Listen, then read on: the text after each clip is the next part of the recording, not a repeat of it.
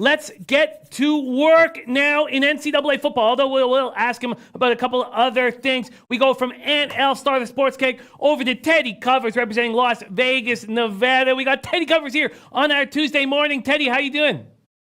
Vegas, baby, Vegas. I'm doing just fine. Jimmy, how are you today? I'm doing great. I'm excited about this NCAA football card. I want to get in on some of these plays today. I was watching a lot of market moves yesterday. The Tulane -3.5 on your early show. On the late show, we had them at -5, so we already saw a 1.5 move towards them. We'll take a look at what they stand at right now. Are you doing anything on this MLB card? So my MLB has been god-awful in September. It's really been bad. I had Oakland on the run line last night. That was no good. So right now, my focus on baseball is limited. I'll just put it that way. It's not like I'm not looking at it. I was considering Milwaukee today.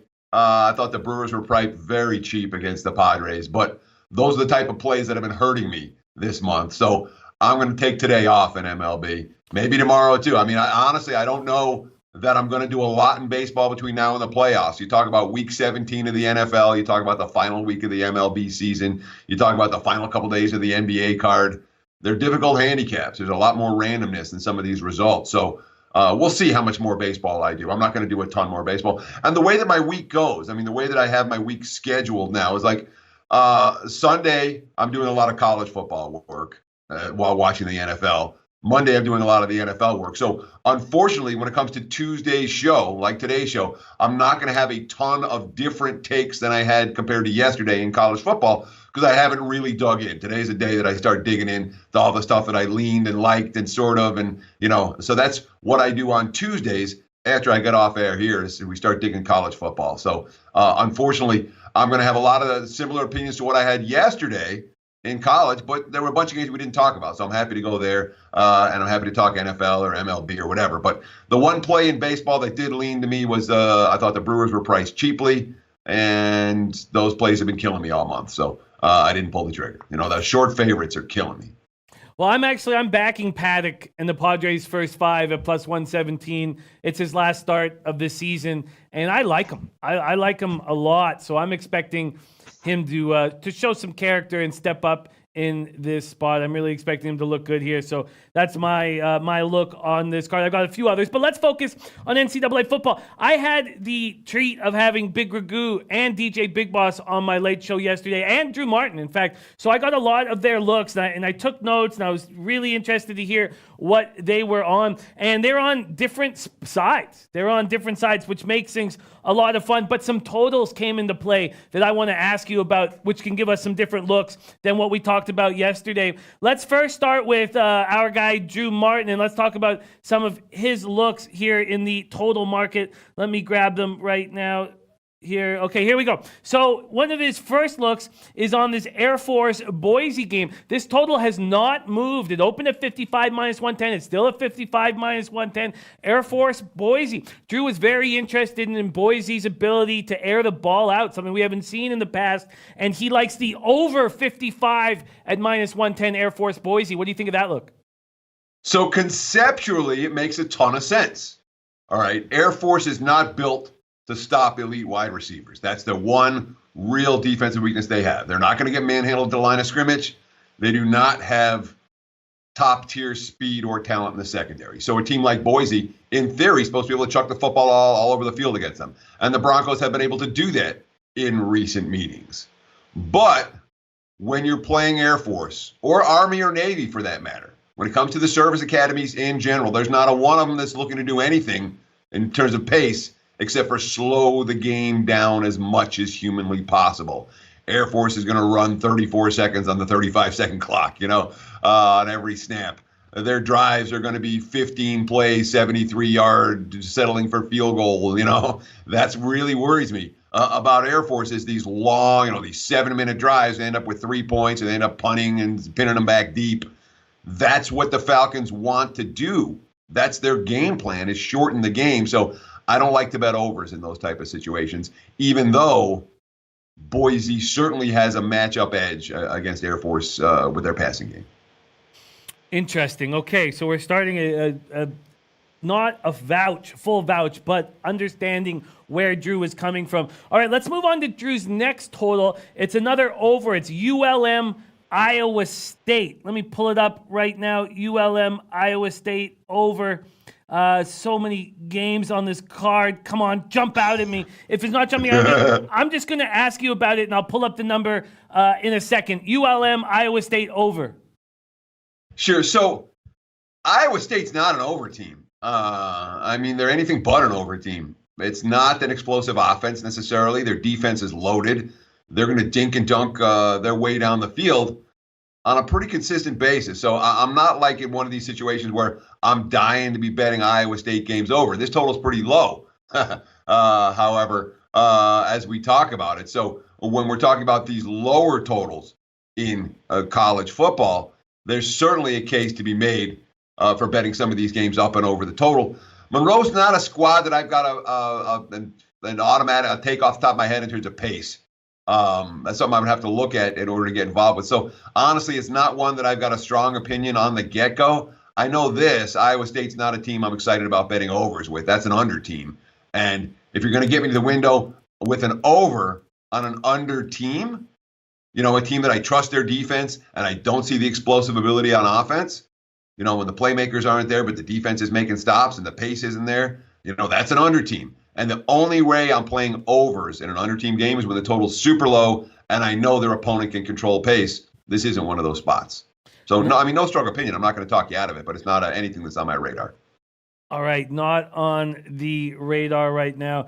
Okay, we have a ton of spots on this card, and we have questions coming in that I'm copying and pasting. But we have another look from our very own Big Ragu, and that is on the Auburn Texas A&M under. That opened at 49. It's now at 47.5. Texas A&M staying as 4-point favorites. What do you think of the under here? You know, it's another one that makes a ton of sense. When we talk about these elite SEC defenses and what they're capable of doing at the line of scrimmage, we talk about the difficulties in the red zone that these two teams are likely to have in this ballgame. You can expect a physical scrum in a game in which points are hard to come by. That being said, we talk a lot about pace, you know, and the pace in this game is likely to be relatively fast. You know, Auburn likes to push pace, A&M likes to push pace, and when they're running 80-plus plays a game, it's hard to cash some of these under tickets, especially when they're in the 40s. So makes sense. The matchup is an under matchup, but the total isn't where I was hoping it would be. So lean that way, but I doubt I'll get to the betting window. Leaning that way, but doubting he will get to the betting window. All right, we have some questions coming in from the chat. First off, from Jeremy Williams, he says, ask Teddy about Kentucky versus Mississippi State and -7.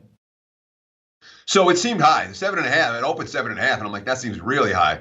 Not sold on Mississippi State. The betting markets are expecting Kentucky hangover, plain and simple. And the question is if that's real. I haven't seen anything to indicate that it is or isn't. I will continue to look as the week progresses to see what I can find out of that Kentucky locker room. But it's the Wildcats mentality that I'm concerned about. And it's also, because at first glance, that line's too high. My powering number came out much shorter on that game. I think it came out 4.5 or 5, not 7. So my number says take Kentucky plus. I cashed ticket with Kentucky last week, and they were, essentially a wire-to-wire winner, regardless of the sweat at the very end of that ball game. Again, if you had plus 8.5, you bet it any time after Tuesday. You did fine in that contest. If you had Kentucky plus, the 8s were pretty much bought up pretty early in the week. But now also with Kentucky, we have a situation where you have a young quarterback making his first, Smith isn't making his first road start, but making his first road start in an SEC environment. Which could be a big concern here as well. So the lean is Kentucky. The 7.5's already got bought up, but I haven't pulled the trigger on this one yet. Very, very interesting looks here, and I'm not getting enough confidence to hammer any of these. Ronnie P joining us says, sup, fellas, sup, Jimmy. Did you guys touch on Michigan versus Wisconsin? We talked about it heavy yesterday. Heavy yesterday. The whole chat backing Wisconsin. Big Ragu backing Wisconsin. Everybody, Muhammad Joma saying this is going to be his biggest bet of the season, college football season on Wisconsin.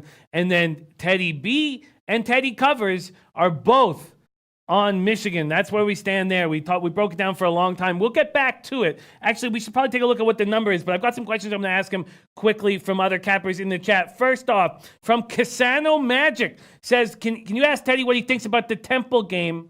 I'm leaning Buffalo plus 13.5.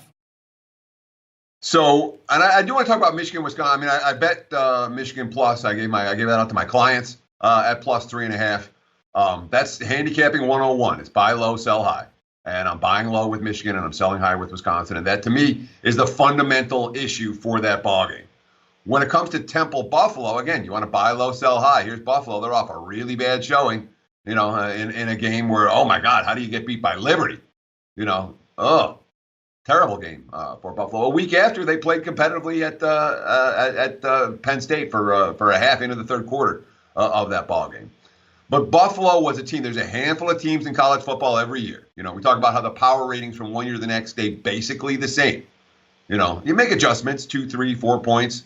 There are only a handful of teams that really nosedive in the offseason. Buffalo's one of those teams. They lost everybody of impact on both sides of the football. And the question coming into 2019 was, how far has Buffalo dropped? How far is this team?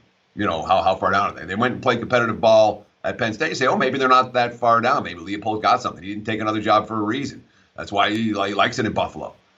And then you watch him lose to Liberty, and you say, boy, maybe this team really is god-awful. Maybe they are as bad as we thought they were. Buffalo's not a team I want to back early in the season. I think they might be absolute garbage. From a spot standpoint, I don't want any part of Temple this week. That was a big win, big physical win. The offense didn't do a whole lot, but it did enough. The defense made plays throughout. Can they match that level of intensity here in a game where they're laying 2 touchdowns on the road? I don't trust it. I mean, there's no way I take Temple, but I don't trust Buffalo either. That's not a good football team, and you're not going to make money in college football betting on the very bad teams. Buffalo might be one of those very bad teams, especially being that their performance at Penn State somewhat devalued by the fact that Pitt hung around at Penn State last week as well. Very interesting. We got a lot of questions coming in. First off, our very own Anthony L. said, bet your 401k on Northwestern plus 10. What do you think of Northwestern this weekend? So let's talk about this game. All right. Is Vegas giving money away? Are the sportsbooks giving money away? It's a general question, Jimmy. You're allowed to say no. I wish they were. I wish they were. Yeah. I mean, some of the bonuses are great. Check out the offers from SBR. You get some great bonuses, but they're not in the business of giving money away. Everybody knows about Northwestern's track record as an underdog. It's not hidden. It's not hiding. It's as obvious as any betting trend can be in college football. And again, the week 1 when they were at Stanford, they were the right. They weren't the right side, but they covered wire to wire until the end. Took a bad beat on Northwestern plus. And you say, boy, how do you bet against Northwestern? Yet the money's coming on Michigan State. Early money's pushed this line up. What are the markets seeing? Why are they betting the Spartans? They're betting the Spartans because the Spartans are good. And they're betting against Northwestern because Northwestern's not that good. Northwestern is, I don't know how Northwestern scores.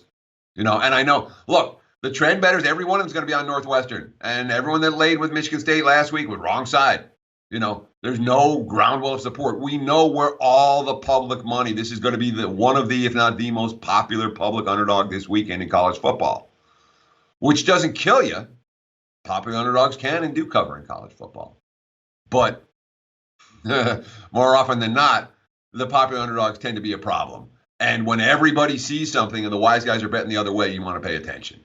And we talked about the Arizona State Michigan State game yesterday. I'm like, I don't disagree with Michigan State as being real. I haven't changed my opinion of the Spartans that I'm never backing this team again. I don't want Michigan State ever laying points again. Michigan State's better than Northwestern.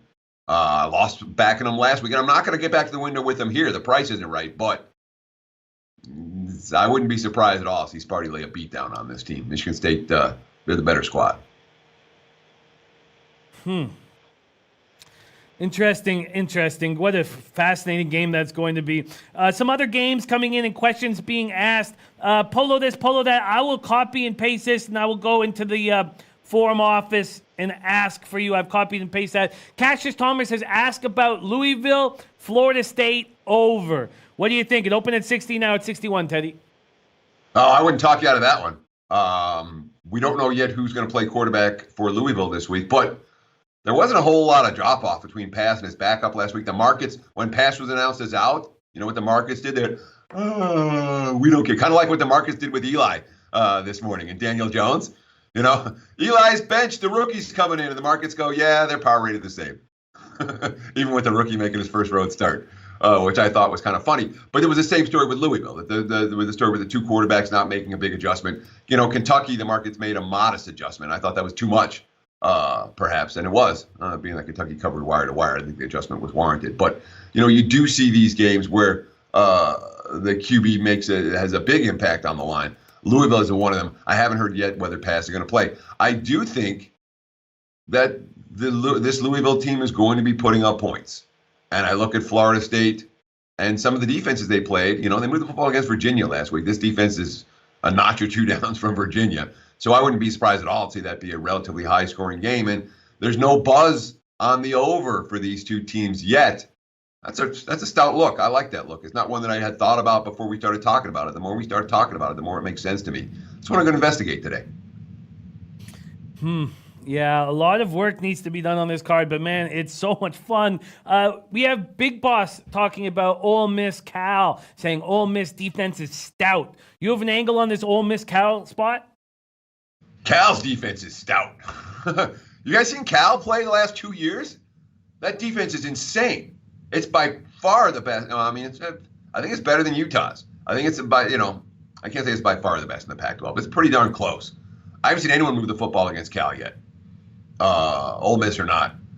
And the Rebels defense has surprised me so far this season. A couple of times. They surprised me in the Memphis game right off the bat. They surprised me against Arkansas as well. I don't know. I mean, 1st to 10 wins, maybe. Cal can't score. Gabers is garbage as quarterback. The Cal's QB play has not gotten better. Their offense hasn't gotten better. They're a frustrating team to back in this point spread range because they'll stop you all day and then they'll just keep punting and punting and punting. Total makes more sense to me than side. I like under in this one. But again, the markets, they're not giving money away. Low totals like this, not easy to bet. But, I mean, Cal is the ultimate under team. Their defense is really good. Their offense is really bad.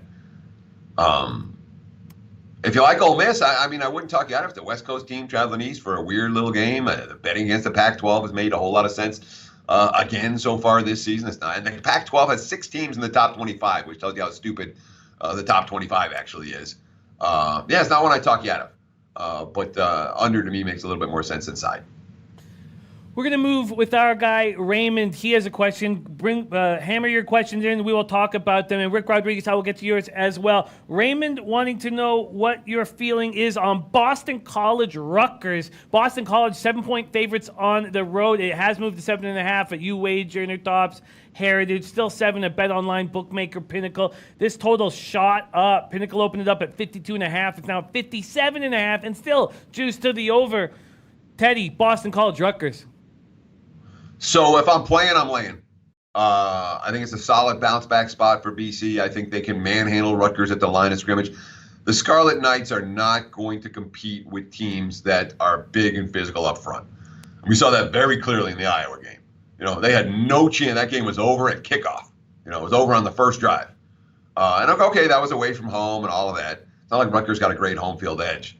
And I want BC off a game where they got embarrassed on national TV. That team, that's a prideful team. I can understand why the Eagles are taking money. Going to play that one, find a 7, lay it now. And total-wise, again, when one book, sometimes books open with an off-market number. I don't know that I like that over a ton. I'm not convinced that Rutgers is going to move the football in this game. Some love coming in. Ragu thinking that under in Cal might be a sneaky good under, even at that line, even at 44.5. Okay, let's keep rolling. Avi Gold saying New Mexico State at New Mexico. No, we have not talked about that game yet. What your early week feels in that spot, Teddy? Sure, and hey, it's an interesting game to talk about. And this is my process when a game like New Mexico State, New Mexico. All right. I ain't laying points in a rivalry series between two crappy games, two crappy teams. So it's New Mexico State or pass a priori. All right. You're You will not see me get to the betting window with the New Mexico Lobos this year as a favorite. I can, it's going to take something very special for that to happen. So it's a one-way handicap from the beginning. All right, we want the Aggies, or do we leave the game alone? And you can look at the total, whatever. So then we look at New Mexico State. We say, have they played competitive football against anybody in any way? No, this is a bottom-tier football team. It's a bottom-tier program. It really is. You don't make money with those programs. You just don't. So you can take the points, but if I'm going to lose money, I'm going to lose money with a competent football team, not a garbage football team. New Mexico State's a garbage football team. So it's, to me, a very easy pass, a game that I spend 2 minutes with. I'm interested. I don't mind looking at the total in that ballgame, and I want to look at some series history for that, because the series history matters in these situations. Are these two offenses moving the ball up and down the field against each other, or aren't they, on a year in, year out basis? So that might be a way to look here, but it's Aggies or pass, and for me, it's going to be pass. Going to be pass. Aggies are pass. It is a high total at 68. We have Dale Robinson talking about another total. North Carolina, Appalachian State. Over or under, asks Dale Robinson. If I had to play it, I would play over. App State is an over team, in my opinion. I think that they will be putting up, and again, we've seen North Carolina. They've stepped up in class 3 weeks in a row, and now they're taking a step down in defensive class. I know it's a Frosh QB. They got playmakers. I would be surprised if the Tar Heels get a couple of, and again, anytime you're betting overs, what do you want? You want the cheap, quick strike touchdowns. You don't want the 12-play, 79-yard drives.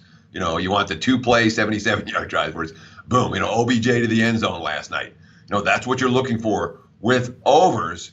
And these are teams, both of them have a handful of playmakers on the opposite side of the football that can get the ball in the end zone in a lickety-split. So, yeah, over there makes a ton of sense to me. It's the only way I would bet that total.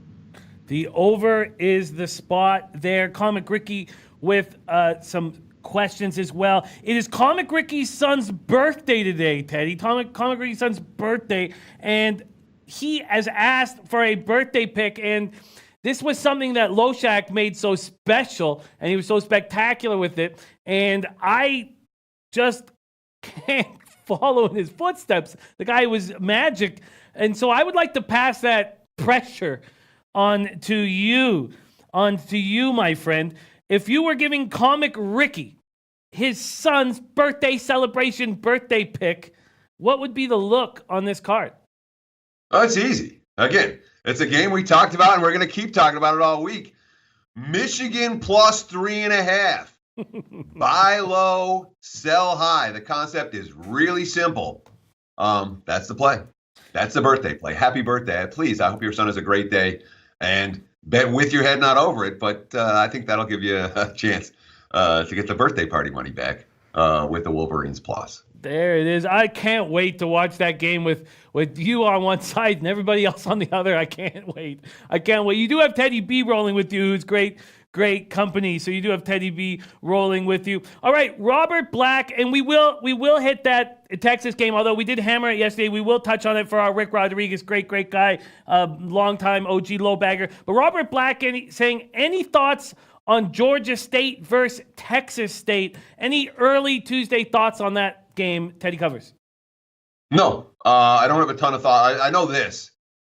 Texas State's a team I'm looking to bet against. And my initial reaction was look at Georgia State plus. But, when you talk about the smaller conference schools especially, the major conference schools I've seen just about all of them play at least once, a lot of them twice, some of them every week. The smaller conference schools I haven't seen play as much. So anything I'm doing with those schools is going to involve local papers, beat writers, et cetera, et cetera. So that's something that I'm going to look at today, tomorrow, Thursday. So a lot of times the smaller conference, the early week take is going to be somewhat limited because I haven't done the full work yet. But I know this was. I don't want Texas State. That's not a good football team. That's a bad football team. And I think Georgia State might be live in this one. Indiana, 27-point favorites against UConn. Is that too many points? This total opened at 59.5, now down to 57.5. UConn at Indiana, Teddy. My gut reaction was it was. I watched UConn against Illinois, and they were competitive in that game. They certainly weren't good. They're not good, but they were at least marginally competitive. Yeah, Indiana's not the type of team I want to lay 4 touchdowns with, flat out. Although The Hoosiers can score, and they can score quickly. And UConn's defense is a big play waiting to happen. And I'm not going to make money again. I talk about it again and again. These teams like UConn, I don't want them. I don't want them this week. I don't want them next week. I don't want them the week after. I don't want them plus 4 touchdowns. If I had to make a play in the game, I take UConn plus 4 touchdowns. Be careful of these non-conference spots this week. Some of them, when a team's coming off a game that mattered, and they got a game that matters next week, and they have a patsy this week. Sometimes it's a little bit of a sluggish showing, especially and it can come either way. It can come first half, or it can come second half. Sometimes you see teams come out and they're just completely flat from the get-go, and they kind of grind out a win or whatever. Other times teams will come out and they'll blow the doors off in the first half and fall asleep completely after halftime. Those can be real frustrating when you have the favorite and you're laying points. Louisiana Lafayette opened as 3.5-point dogs at Ohio, and now it's 3 pretty much across the board. There's still 3.5 at a couple spots. This total opened up at 65. It's now at 66. Louisiana Lafayette, Ohio. I'm really interested in the Bobcats' mentality this week. They battled back and forth with Marshall last week. They got the money, but didn't get the job done. They didn't play well at Pitt the week before. And this is a team that I kind of had I'm not going to call a huge buy sign on, but I thought that they'd be pretty good in the MAC this year. They tend, they've been one of the better programs, and this is supposed to be their get-right spot at home. Nathan Rourke can play. He's not going to blow. He hasn't thrown a pick all year, which is something that you like to see from your veteran quarterback. They can run the football. Their defense is okay. But the Raging Cajuns got a little bit more speed than Ohio does, and that definitely concerns me about, and what's supposed to be a get-right spot for the Bobcats. And Lafayette, Louisiana Lafayette has been, I call them La. I've been doing that for 20 yeyears. I don't know why. I think when I first came to Vegas, it was La and La Man. Louisiana Monroe and Louisiana Lafayette. It just got, it got ingrained into my head that way when I was first learning about the teams, because I didn't know anything about Sunbelt football when I moved out here. I'm surprised a lot of you do that you do now. But the Raging Cajuns have a team speed that I worry that Ohio won't be able to match. That may make them live in this one. The over here is one that makes a ton of sense as well. The over making a ton of sense. And then SMU TCU, we haven't seen that line move, being 9.5. Oh, actually, sorry, take that back. UWager has dropped theirs to 8.5.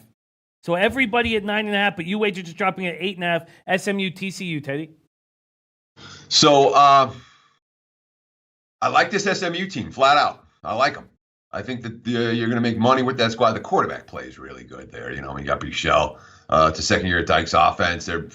They've been good on both sides of the football so far. I think SMU is the type of ascending team you're going to make money with. And of course, in a regional rivalry, they're the little brother, and little brother comes to play in these games. And TCU's coming off a big blowout over Purdue, a game in which they were able to take advantage of the fact that the Boilermakers didn't have their starting quarterback. And I watched that game, and I'll tell you what, I didn't raise TCU in my power ratings after the game. You can knock Purdue down a point or two, but it wasn't like the Horned Frogs were like, wow, that team came out of the gate and the final score says blowout. And it was competitive in the fourth quarter, but that was all about Purdue in my mind. I lean SMU plus, and I haven't got to the window. I might. Like I said, the Mustangs are the type of team under the radar. You don't see them on TV. Not the coach in the first year, but the coach who's had a chance. Now it's third year head coaches. They tend to be, they've got pieces in place now. The hype comes year one. The profits come year two and year three. The quarterback play is good. That's a pretty good football team. And I think that we got a decent chance to make money with SMU moving forward. And then we'll close and put a bow on this section of the NCAA football breakdown with our Rick Rodriguez. Now, I know we talked a lot about this game yesterday, but Rick deserves it. And he says, can we get Oklahoma State, Texas in before we end? And with the second line, he says, Texas only -5.5. Why so low? Why so low? Which I'm surprised people think this is low. Teddy covers Oklahoma State, Texas. Yeah, no, it's funny when you talk to people and they're like, oh, why is that line so low? You're like, no, that's right where it's supposed to be. It might be a notch or two high. They're like, oh, I thought they'd be minus 2 touchdowns. Texas isn't power rated through the roof. They're not. They're really not. There's not a ton of betting market support for the Longhorns. They don't like them defensively, and everyone likes Texas as a dog as a favorite. The markets have been betting against Texas pretty consistently and given some fairly cheap prices on Texas. My number for this game was higher. I'll tell you that flat out. Let me just find it real quick. And of course, you know how it is. There it is. My number was 8.5 on the game, significantly higher than the markets. I'm a Texas believer, and I've seen that Cowboys defense. They've gotten picked apart a couple of times now. I saw them. It'd be Texas or pass for me, flat out. I think that Texas, because the wise guys disrespect them as much as they do, when you grade out the Longhorns personnel, they're not Oklahoma. They're not Ohio State or one of the truly elite teams. And the fact that their personnel isn't at that level where everybody's going to be a first or second round draft choice at this stage is actually a good thing for Texas from a money-making standpoint, because they're not power rated through the roof. I think they're better than Okie State, flat out. And if I'm playing, I'm laying. Interesting. If Teddy's playing, he's laying, and we'll let Comic Ricky, who put so much energy into our chat, we'll let him. He has one more question, and that's the Oregon-Stanford game. I know we discussed it yesterday a little bit. Oregon has been taking money. They're now 10.5-point favorites. That total stuck at 59.5. We'll close on this, Teddy. Oregon-Stanford. Well, it plays into UCF pit as well, because the story's the same in both games. I want to be on UCF this week again. I want to bet against Stanford this week again. The price is wrong for both of those games. I'm not going to get involved. Yeah, Stanford's banged up. I understand that. Stanford's not that good. The price isn't right here. When you start talking about laying 10, doubled with Oregon on the road at the farm, it's a little, maybe they kill them. Or, of the two, I'd probably rather have Oregon minus than UCF minus this week. But boy, the markets have really gotten ahead of the curve with these two teams, and it's a very disappointing point spread for me. Lean Oregon, but I'm not going to bet it. I'm definitely going to stay off UCF. Last week was very easy, and this is a trickier spot. I've already seen Ragu very interested in Pittsburgh, so I'm going to hold off at that point. What a treat it is to roll with you, Teddy Covers. And, it's funny. Some days I find a lot of clarity in the card. Today didn't really give me clarity, although we're moving in the right direction. After yesterday, I was like, oh, man, there's some moves that I want to make. And now I'm not sure. There were some spots that Teddy liked yesterday that he was going to keep working towards, and I wrote them all down. And this is from yesterday's: Appalachian State, Auburn, Missouri, Washington, Michigan, Boston College, Western Michigan, Kent, SMU, Oregon, Notre Dame, Louisville. And I have question marks beside all of those. So I'm going to be studying those a lot more, throughout this next day or two. Drew Martin, Utah, Tulane, ULM, Iowa State over, Texas A&M, and Boise over. That's where he's at. Ragu, Wisconsin, USC, Oklahoma State, Auburn under, and Georgia full game. And Paul Taylor, the Sailor, like in Utah, USC over. But I'm seeing Ragu change his tune a little bit, watching how adamant Teddy is with Michigan. So that was yesterday. Now this is today. And Big Ragu, upset alert, Oklahoma State. Great stuff, man. This is so much fun. I enjoyed last Saturday so much, and I can't wait for this Saturday. All this work is just... it makes it so much more fun after we've broken down all these games. And we keep doing it Wednesday, Thursday, Friday, right here on the Betting with the Bag morning show. Our Teddy Covers. Teddy, thank you so much for joining us. Where can we find you on Twitter? Yeah, it's real simple. And this is fun. Every day it's fun, Johnny. I hope you guys come back again tomorrow. And again, as the week progresses, some of this stuff you flesh out a little bit more. And the goal is not to have everything done on Tuesday.